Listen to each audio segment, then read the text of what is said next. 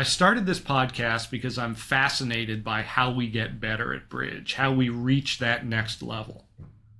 I'm talking with expert players about how they got where they are and what they do to continue honing their skills, to less experienced players about what they're doing to improve their game, and to experts in fields outside of bridge, like learning and expertise.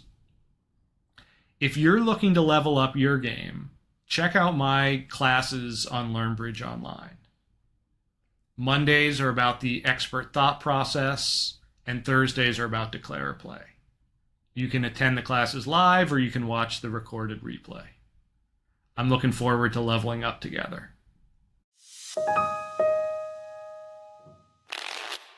We are joined this week by Ida Grönkvist. Did I get that right? Close? Close enough, I would say, yeah. Close enough, coming to us from Sweden? From Stockholm. From Stockholm. Well, welcome, Ida. We're so glad to have you. Thank you so much, Adam. I'm very happy to join you. Let me start with my always first question. How did you learn bridge? I started learning when I was around 11 years old. My parents were vivid bridge players, and they taught me and my brother when we were on vacation to some random place. And both of us got very into it. Once we got back to Sweden and we had gone to the bridge club a few times and we found other young players in the game, that was when we really took to it. And since that moment in my life, bridge has been like a constant presence. Were you a big reader of bridge books as a kid? As a kid, no. I remember my grandfather gave me Adventures in Card Play when I was in my teens. I think that was the first bridge book that I enjoyed. I'm a vivid reader in general, but I have to say I don't read as many bridge books as I would like to. Do you read much these days? I love reading, but and there is always a bridge book on my to-read list, but it's usually not the book I pick up first. Usually it's books made by friends that make it to the top first. And then the more technical books that I think I would maybe have more use of reading, they tend to get stuck on my nightstand unread a bit longer. Are there any favorites or ones that have really opened your eyes? I enjoy a lot of the books written by the greats like Bob Hammond and Sia, because they have such a great way of combining the great stories that I also attach to bridge with also some fantastic hands. And it also makes it more of a light read, I would say, than if you get into some of Martin's books or something on a bit more on the technical side. So I've always loved books by Sia. I remember I started reading when I was very young, and it enhanced my love for the game. Have those books been translated into Swedish? Do you read them in English? And most of the books I've read in English. Some of Sia's books has been translated to Swedish. A lot of his articles has been translated to Swedish as well. There's a big interest for them in the Swedish bridge community. And so, okay, you learn as a teenager and you start playing with your family and you find some other kids. What was the path from there? So when we came home from this vacation, we started practicing at the kitchen table for 6 months or so with our parents. My mom was an international player. She went to play for the Swedish women's national team every year. So we knew there was more of a competitive environment out there, both me and my brother. And then after 6 months or so, our parents thought we were good enough to go to the bridge club. So we went there and played with our parents. This was, of course, a very important moment for both of us. And I remember it specifically because I won over my brother on that first tournament. And that, of course, he's 2 years older than me. So that was a great achievement that I carried with me for a long time. And I think it also helped me with being even more enthusiastic going forward. So we started with going to the bridge club. We went to a few of these local junior tournaments in Sweden, went to a junior camp, met other young players. And from this trail, we were quite soon picked up in a group of junior players. We were picked to play on the under 21 team for Sweden in the summer of 2007, playing with two much more experienced players, one of them being Sandra Rimstedt, who was my partner back then. So she was 19 and I was 12 when we went to play our first Europeans together in Italy. And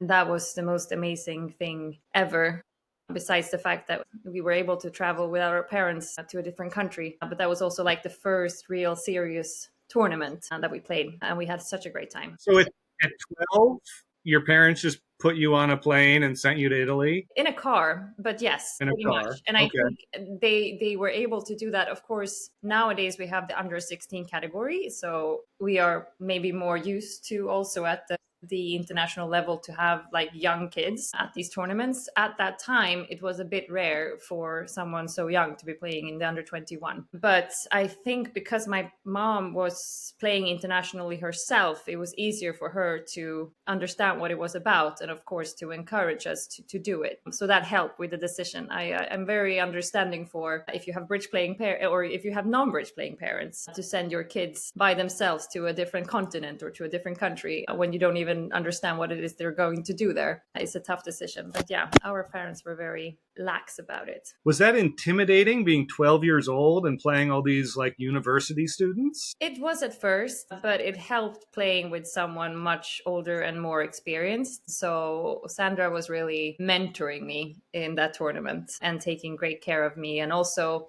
the whole group, of course, there was all the under 26 team, and there was like a whole community, and they were really taking care of me and my brother. So we felt included, and we also felt a little bit safe and guarded. But I remember one of my biggest issues was that my English was not so good back then. Also communicating with these different teenagers and kids from other countries and understanding their methods and trying to communicate our methods in English was a big challenge. Did that motivate you to work on your English? Most definitely. Bridge? I came home from that trip with so many new friends from all over Europe. So it was definitely part of my motivation when I came back to school to become better in English. My sense is that the Swedish junior program is like among the best in the world. Would you agree with that assessment? I wish that was true. I think we've had a very successful junior program in the sense that we've managed to find a lot from a small pool of players. In reality, we've managed to find a lot of youth players that has been quite successful in recent years. When it comes to the quantity of junior players, we are far behind both of our Scandinavian neighbors, Denmark and Norway, for instance. And I think both France and Poland are doing a much better job nowadays in finding a big community of players, because, I mean, you can't only focus on finding the top level players that will play on the national teams and maybe go on to play on an open level later. To save this sport, you need to find people who wants to enjoy bridge on all levels. And I feel like in this regard, Sweden could do a lot more. But what we've had is that we've had very dedicated, serious trainers for the junior program on a high level, where we were all given very good opportunities to evolve. What do you think Norway and Denmark are doing better in terms of recruiting numbers? They have a greater vision at the moment. They've both had different types of school programs where they reach out to schools. They have been working very hard in the last 2 or 3 years and are seeing a lot of success. The problem, it always comes down to 2 or 3 things, right? You need the money, you need the good idea, and then the hardest thing usually is to find the right people to do it. You need dedicated people who can put a lot of time and effort into making it come true. And it has to be the bridge players, but maybe more importantly, it has to be people who have some kind of educational skills so that they can talk to the kids in a right way and make them interested in the game going forward. And then there's a second part to it that I think a lot of countries are struggling with, is even if you are able to get maybe kids at school into a program and learn the first steps, you still need a plan how to take them to the next level, take them into the bridge clubs or taking them into some other environment where they can continue to play the game. And I feel a lot of countries get stuck in that first stage of recruiting. So maybe they find 100 kids that start playing bridge at school on Thursday afternoons or whatever. But once they have learned some of the foundations, and there is nowhere for them to continue, and you're going to lose all of them when they go into older grades at school. I'm happy to say, at least in Europe right now, there are some countries who are really trying and doing a lot for junior recruitment. And I hope that we will see the results from that in a near future. How big was that mentorship that you got in the junior program in your development as a bridge player? It meant a lot for me, especially considering, so since that moment, basically, I have continued to play bridge on a high level. Later went into play on the women's team and the mixed team, and to play high level open bridge in Sweden and in the rest of Europe. And I think what we learned in the junior program was we created a very good foundation on how to practice, how to set up a plan, what elements were needed in practice with a partner to build a solid and strong partnership, and also to create good habits around practice. I think all of these elements were key. And just learning in general to talk bridge with each other. Tell me about what you learned there in terms of good practice habits. So we spent a lot of time talking bidding methods, which I think is an extremely important part in a serious partnership. I would say when you come to high level competition, at least 70% of the match points or the imps are made in the bidding usually. So it's the key element for me that you don't want to mess things up during the bidding. So we spent a lot of time on bidding. We had our mentors preparing long sheets with questions on different situations, like what does Forno Trump mean in all of these Forno Trump auctions? What does Forno Trump mean in all of these different competitive auctions? What is this double, etc.? And at the time, a lot of it we found a little bit boring. But in the end, when we were comparing our answers to the answers of our partners, we realized a lot of the time it was a necessary question because we might not have given the same answer. And we spent a lot of time visualizing hands. In what positions would you open a 3-heart preempt with this hand? And on what vulnerabilities, etc. And we mix this, of course, with playing hands and talking over hands afterwards. Usually our mentors would prepare a deal set for us where maybe amongst the 24 deals we played, there would be 3 or 4 deals with some specific safety play or some specific technical aspect to it that was planted in the deal set. Of course, after a while, we all kind of learned the drill a little bit. So sometimes when you became declarer, when you had like a very standard auction to say for a major, you could sit there already as declarer and think, maybe something is fishy here. What about if Trump is breaking 5-0? And this was a little bit part of the point, because like what our mentors were trying to make us realize was the fact that even in the most standard forward-going normal hand, there can be bad surprises hiding for you. And your goal as a player is to be able to identify problems. So how do you use that today in your day-to-day bridge preparation? I still spend a lot of time and effort practicing bidding and system, talking about system with my partners. I find that to be extremely important. In general, I would say it's the emphasis on having a practiced and solid system agreements is the main part of what I'm still using. In a perfect world, I would still have all these training weekends the same way we did when we were kids, but unfortunately the time does not always exist for that. You don't play bridge full time, right? You have a real job. I have a real job that keeps me very busy, and so this of course means that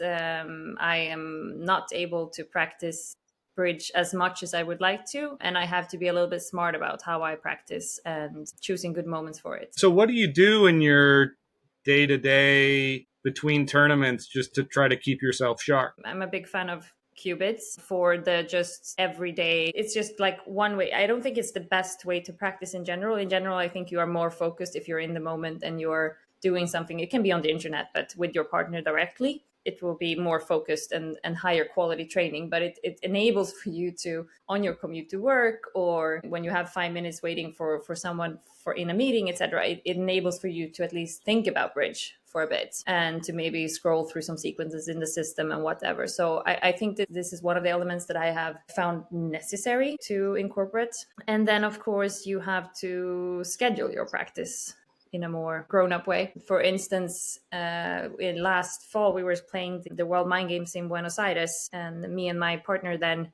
both of us are working full-time and having difficulties finding time for bridge, even though we live in the same city. But like the last month before the championship, we had a set date at like 7:30 in the morning when I was on the train commuting to work, and she was also commuting, where we would have like 45 minutes, an hour of just bidding on BBO and just like finding these small moments during the day where we can fit things in. But then, of course, you always need some quality training as well. So we always have to set aside a few weekends and whatever. But it's a little bit the same as with practicing for any other sport, I guess. If you have a big championship or a tournament coming up, you have to make a training program that stretches over time. And depending on how much time you will have, maybe you have to make it more intense towards the end, or maybe you can stretch it out. You have to follow whatever is possible for you. So, in addition to the partnership work, do you do any work on your own, robots, anything like that, just keeping your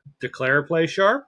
Honestly, I usually do bridge master deals a couple of weeks before the tournament starts. Usually starts at a level where I feel very confident, just to build up my confidence, and then I gradually go up to the hardest deals. And this for me is also a way to kind of activate that part of my brain again, in the sense that if you are a full-time bridge player and you're always playing bridge, of course bridge is always very present in your mind. But for me, in my regular life, I kind of put bridge aside for a bit. So usually when I come to a tournament, it takes me 1, 2, or 3 days until I'm like completely there in my mindset and in my thinking. So I've felt that this has helped me, and usually I keep doing that in the mornings during tournaments as well. Just do 1 or 2 deals in the morning at breakfast, just to, get your mind going in the right way. What does the rest of your routine look like when you're at a big tournament? So at a tournament, I think consistency is key. So I try to have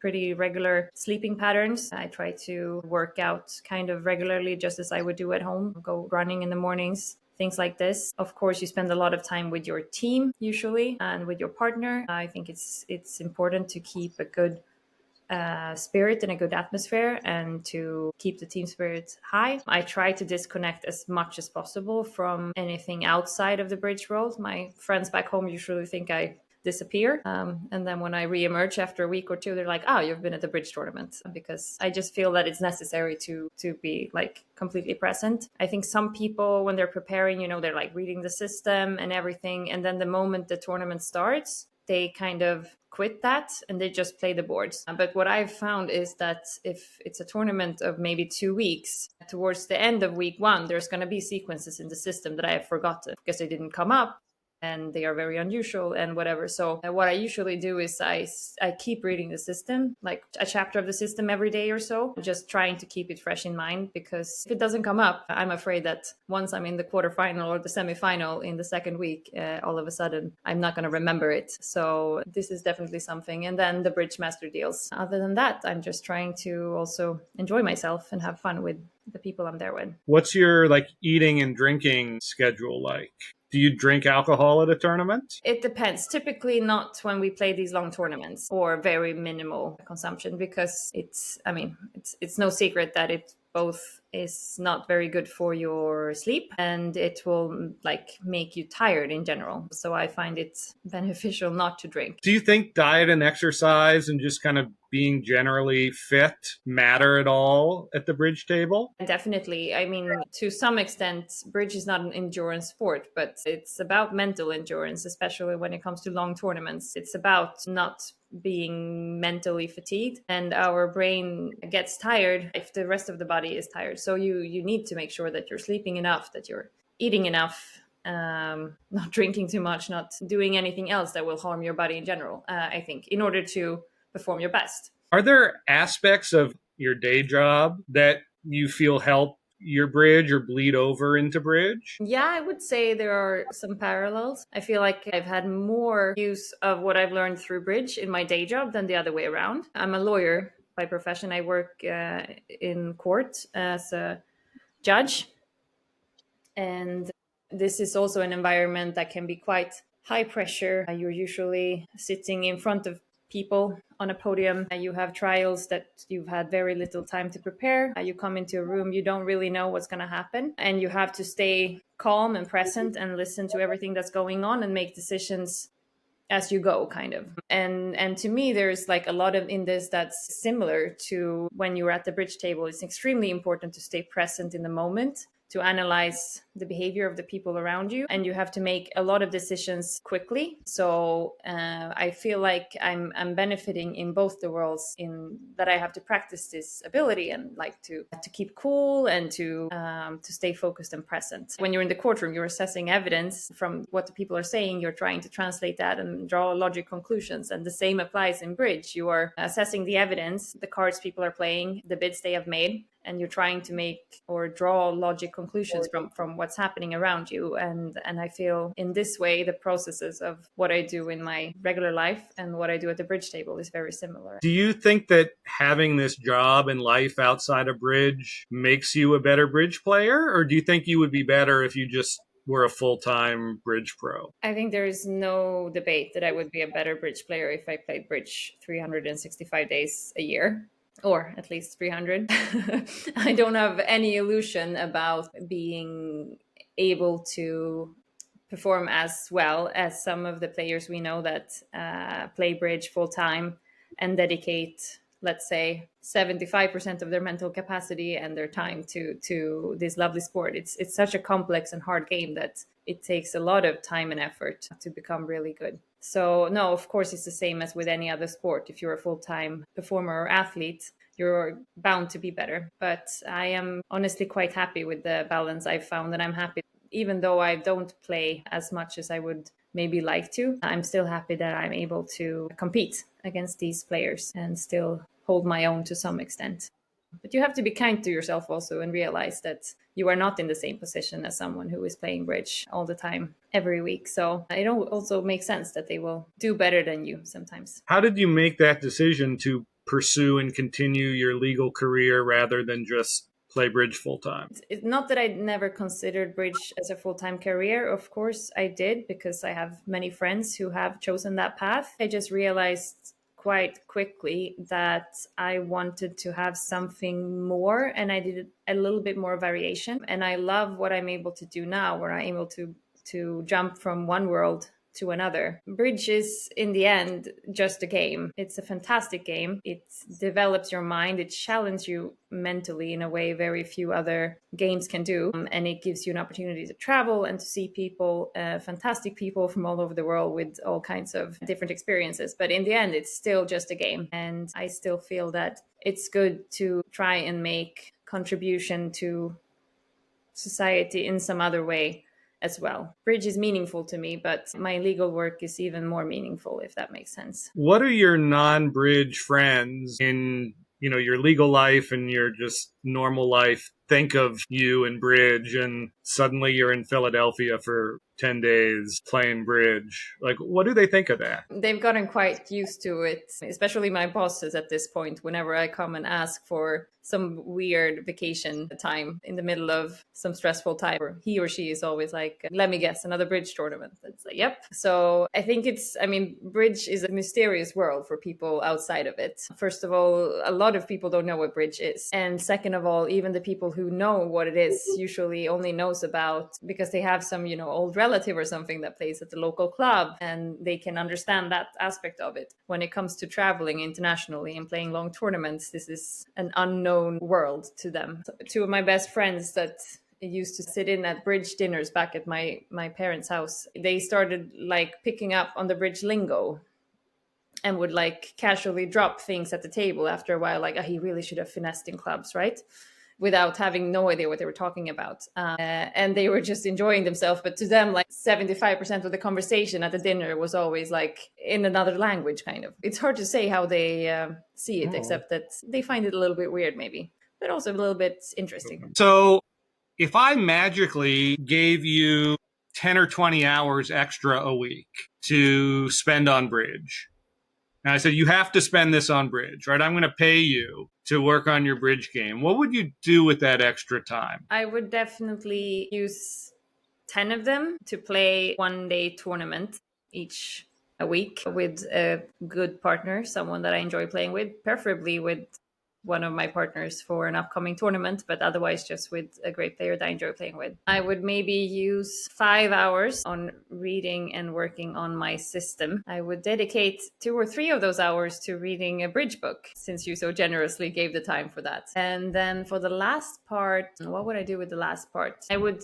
in some meaningful way, make it about partnership building. So some kind of conversations with a bridge partner about system, about hands, about carding, but just having in-depth conversation with that person, something like that. So much of that is partnership based. Yeah, I think partnership is extremely important for being successful and also for enjoying the game. For me, bridge is all about partnership. Do you take any non-bridge vacation days? They are very few.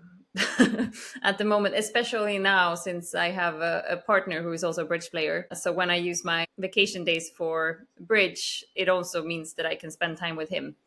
So it makes the choice quite easy. There's usually a few every year where we try to travel somewhere else, completely non-bridge related. For sure, 90% goes to bridge. Yeah, it's got to be tough if the boyfriend doesn't play bridge. And it's like, we should take a trip together. Yeah, I gave up on that a long time ago. And I've seen some of my friends and bridge partners who have non-bridge playing partners struggle a lot with this, justifying taking another 2 weeks off to go to some random place in the world and play cards instead of spending time with the family and the kids. What are your theories on why men seem to dominate the top levels of bridge? Why aren't there more women in the finals of the Bermuda Bowl and the Spin Gold? Well, that question is quite easy to answer if you just look at how many female players choose to participate in the tournament. The pool of female players is very low, but in general, this is a very sensitive topic to talk about. My personal belief is that there is no neurological or physical explanation as to why men should be better bridge players than women. And the way I see it, mostly of what's happened with bridge and what also happens in many sports and many fields in general, is that there are social reasons behind it. We know for a fact historically that there's been fewer women who has pursued bridge on a top level, both because there has been obstacles for them doing so. They were expected to stay home with kids, with family, and they were not expected to be ambitious in this way. Maybe even if they show this ambition, there was a captain or someone selecting a team that wouldn't pick women for whatever reasons. There has been these constant obstacles. I'm happy to say I feel like we now finally have some female players who are making it up to that very top level. But in general, I feel like a lot of female players still are choosing, for whatever reasons, not to dedicate as much time to bridge. And I think this is the general key. If that's because of how we are socialized, that female players feel, or females in general feel, a greater responsibility to also dedicate time to other things, to family, to friends, to getting a university degree or whatever. Or if it's because females don't have the same interest in the game, I can't tell you. But for sure, I think it's more about time and dedication than it's about any kind of physical or mental differences between the sexes in this regard. There's an interesting article that Samantha Punch published a couple of years ago about neurosexism. It was a new word for me. I'd never heard of it before. But it's basically about, she's interviewing a lot of top bridge players and hearing their views and their theories about why the female brain and the male brain might work differently and how that would affect your bridge playing abilities. But I don't think there is any substantial evidence to the fact that the male brain should be much better adapted to play bridge, let's say. So if there's no physical or mental advantage, what do you think about the fact that we segregate women's bridge and mixed events? Do you think we should be sorting people by sex in bridge? My highly personal opinion, it's a bit of a difficult topic for me because I'm also a part of the executive committee for the EBL. But my highly personal opinion is that the long-term goal should be that there are no mixed or female categories. I think every category should be open in bridge. And I think maybe you should start in the youth category in this regard. However, we still hear a lot of stories. There's still a lot of experience from female bridge players that they are being discriminated in different ways, that they are not feeling safe in tournaments, that they are not given the same opportunities as male players of reasonably same level or same age. And for all these reasons, I still think that the women's category and the mixed category serves a purpose. What I can envision maybe is that the female category, and I think we're already seeing this a little bit, the mixed category is gaining a lot of popularity in recent years. And a lot of female players are actually migrating into the mixed category. And I think the mixed category maybe can serve as a step into playing more open competition. And maybe this is the way forward. But for right now, we still see that there is a lot of people feeling the need for a female category. I know you play plenty in open and women's and mix. Do you find one of them more enjoyable than the others? I always prefer to play in the open category in general. On a professional level, I have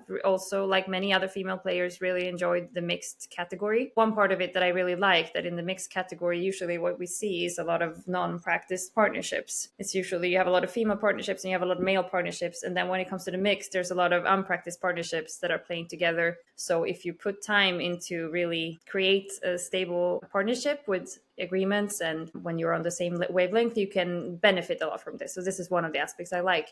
The second aspect I like about it is that it's, as a female player, it sometimes feels as an open category, but where you as a female player, first of all, play against many more female players, but it feels a little bit like your bridge is more important, in the sense that as a female player, you can contribute a lot to the result of the pair and the result of the team. But I mean, for me, bridge is bridge. I just want there to be as few obstacles as possible, and I prefer to play against people who are better than myself, even if it means I don't make it all the way, because I want to be better. But I enjoy the mixed category, and I think it's good that it's been growing. So when you play for Sweden, which category do you like to play in? I would love to play for the open team, but right now I'm not in contention for those positions. Maybe sometime in the future, if I'm able to dedicate more time to bridge, that could be a possibility. But I've played both on the mixed team and I played on the women's team several times. What I love about the women's team is that we are a group of great friends that have played together for many years and saw each other from when we were teenagers and up. So it's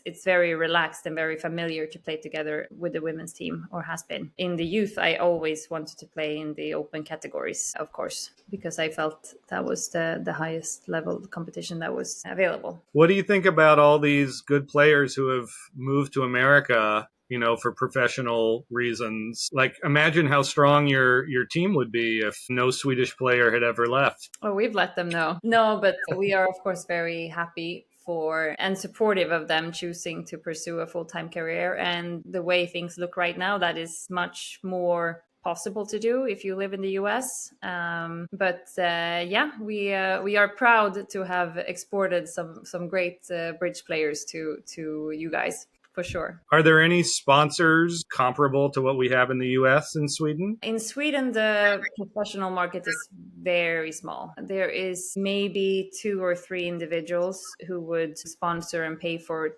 teams. We have a bigger market of people who are interested in learning, so like to teach classes or something like this. But no, there's nothing comparable. We don't have the same traditions when it comes to professional bridge, and we likely never will. But if you go down to other countries in Europe, this kind of market exists. I mean, in France, in Italy, Poland, etc., there is a market for professional bridge. But as a Swedish or a Nordic bridge players, it's hard. It wouldn't be possible to play bridge full time from the comfort of your home or from Stockholm. Do you think the lack of professional prospects at home, does that hurt the bridge in the country overall? It's hard to say. I mean, now everything is so global and easily accessible, and people are playing over the internet and finding their ways to tournaments and connecting with partners and clients and what have you all over the world. So I feel like it doesn't really matter so much nowadays where you are living if you choose to pursue it full time. But on the other hand, I mean, what we can see, for instance, is for a nation like the US, if you go to a Bermuda Bowl or these big knockout tournaments, we know that the US players have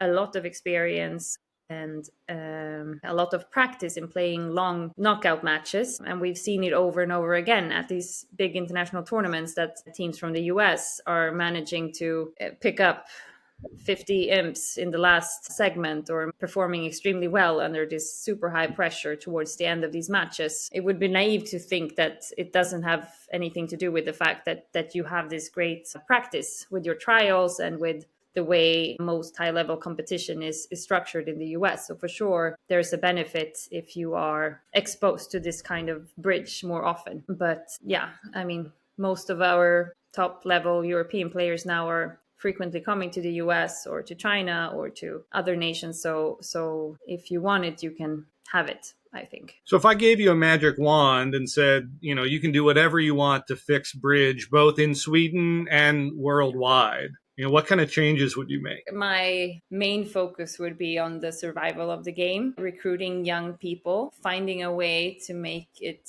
attractive to young players, making bridge not a thing of the past for them. That would be my top priority. I wouldn't solely look at Sweden in that case. I would look at most of Europe, but also maybe South America and Africa. It would be wonderful to make bridge a bigger sport also in continents where it is not right now. I think there's a lot of potential if kids in Botswana or Kenya or somewhere else would like to learn. So that would be a big part of the time and money. What else would I do? I would make bridge fair for all. So we would only have the open categories, but everyone would be treated fairly and equally and be judged on their merits. I would find a way to get rid of all types of cheating. How do we make the game more attractive to young people? One way, of course, is that we can use the fact that young kids are on tablets and online to a great extent nowadays, and we can find ways to make bridge a fun game that you download in your